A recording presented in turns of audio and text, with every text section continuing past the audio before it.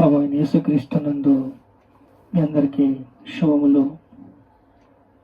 అబ్రేలు రాసిన పత్రిక 4వ అధ్యాయం 15వ వచనం. సమస్త విషయములు మనవలే శోధింపబడును, ఆయన పాపము లేనివాడిగా ఉండెను. సృష్టించిన సృష్టికర్త భూమి మీదకి మనిషిగా వచ్చాడు. మనిషిగా వచ్చి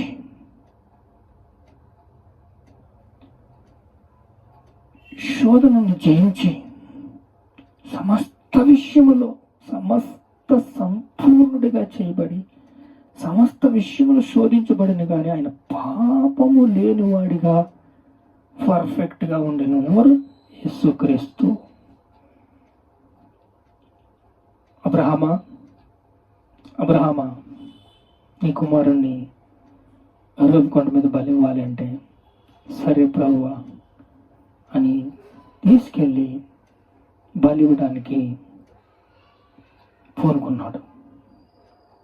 ఆగు అబ్రహామా, నీ కుమారుణ్ణి కాదు నా కుమారుని ఇస్తానని ఆ రోజు వాగ్దానం చేసిన దేవుడు ఈరోజు సిలువ ఎక్కించి నా కోసం, మీకోసం, మీకోసం, మీకోసం, మీకోసం, మీ అందరి కోసం పాపాలు మూసుకెళ్ళడానికి తన కుమారుణ్ణి పాపము లేనివాడిగా ఎడాది గొర్రె పిల్లగా నిష్కళంకమైన అమూల్యమైన రక్తముతో మనందరికీ విమోచనని ప్రక్షాళన చేశాడు. చూడండి, దావీదు, దానియేలు, పౌలు, పేతురు, లక్షలాది మంది, అనేక లక్షల మంది దైవజనులు, పోస్తులు, అనేక రకరకాల పేర్లు వారి వారి యొక్క సేవా జీవితంలో శోధనలో ఎలా నడిచారు.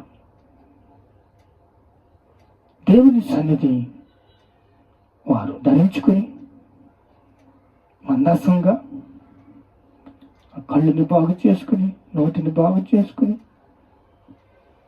యేసుక్రీస్తుని ధరించుకుని, యేసుక్రీస్తుని శరీరంగా భావించి, యేసుక్రీస్తుని శిరస్సుగా భావించి వారు నడిచారు. నడిచినప్పుడు లక్షలాది మంది ప్రార్థన చేస్తాం, వారు శక్తిని పొందుకోవటం, శోధనలు జయించటం మనం చూస్తున్నాం. విజయం సాధించటం మనం చూస్తున్నాం. ఎవరి వల్ల? ఒక్క సృష్టికర్త అయిన దేవుని వల్ల. సమస్త విషయములు మన వలె శోధింపబడును, ఆయన పాపము లేనివాడిగా ఉండెను. పాపము లేనివాడిగా ఆయన రూపాంతరం చెందాడు. అప్పుడు సిలువెక్కి, సిలువలో రక్తం కార్చి, ప్రాణం పెట్టి మనందరినీ విమోచనగా చేసి మనకి శక్తిని అడిగిన ప్రతిసారి మనల్ని అగ్నిపర్వతం అనే మార్చి మన యొక్క పరిచర్యను దీవించి మనల్ని అభివృద్ధి చేసి మనతో, మనందరితో ఆయన పరిశుద్ధుడిగా చేసి మనల్ని మొర ఆలకించి మనల్ని ప్రేమిస్తూ, కృప చూపిస్తూ మనందరినీ పోషించాడు. ప్రార్థన చేసుకుందాం. యేసయ్యా, స్తోత్రం, స్తోత్రం, స్తోత్రం. యేసయ్యా, ఆపత్కాలమందు నీవు నన్ను గురించి మొరపెట్టుము, నేను నీకు ఉత్తరం ఇస్తాను, విడిపిస్తాను. నీవు నన్ను మహింపరుస్తావన్నావు. అయ్యా, మాకు తోడుగా ఉన్నావు.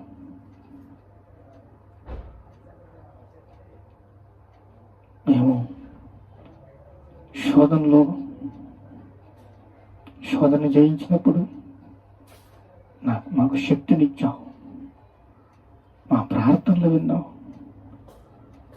ఆపత్కాలములో ఒక క్షణమైనను లేట్ చేయకుండా నన్ను గురించి విడిపించి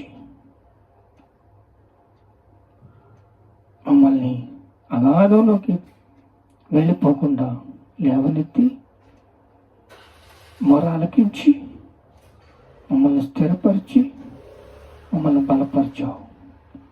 అయ్యా, నువ్వు మహిమ పొందుకున్నావు. నీకు స్తోత్రాలు. దేవుని సహాయం కోరాం, సహాయం దొరికింది, సహాయం వచ్చింది. సమస్త విషయంలో మనవలే శోధించబడను, పాపము లేని వాడిగా ఉండెను. అయ్యా, పాపము లేని వాడిగా రూపాంతరం వచ్చింది. మా కోసం ప్రాణం పెట్టావు, తిరిగి లేచావు. నీకు స్తోత్రాలు, స్తోత్రాలు, స్తోత్రాలు, స్తోత్రాలు, స్తోత్రాలు, స్తోత్రాలు. ఘనత, మహిమ, ప్రభావాలు నీకే చెల్లిస్తున్నాం తండ్రి. ఆమేన్.